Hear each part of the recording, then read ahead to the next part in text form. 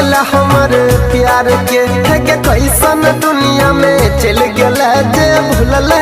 अपन प्यार के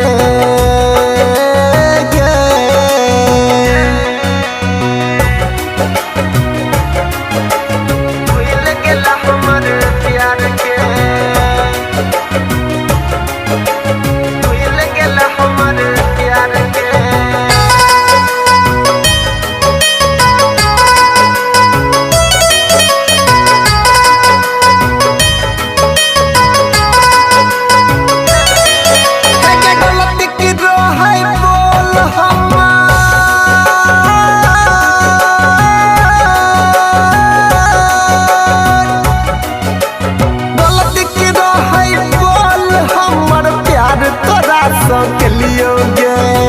तोरे खुशी के खातिर जन हम हर तकलीफ उठलियोगे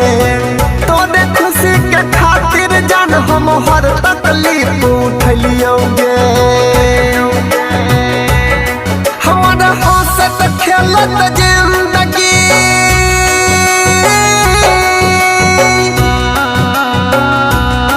हमारा हंसत खेलत जिंदगी के गेला तू जार के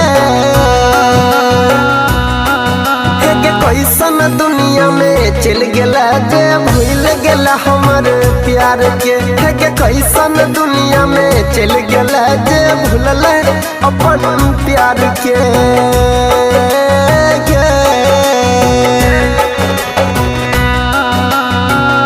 भूल गेला हमर प्यार के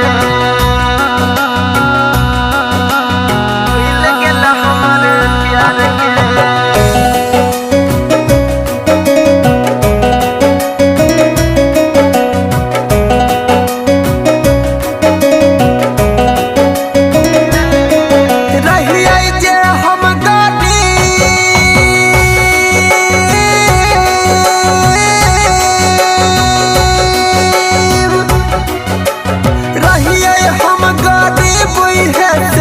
साथ हमारा छोड़ा लागे अंकित के दिल पर पत्थर मार के शीशा जे न फोड़ लागे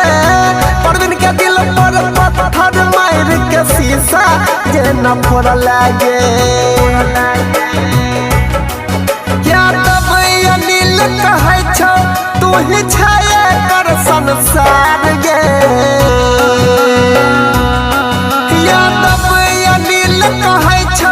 तू ही छाया कर संसार गे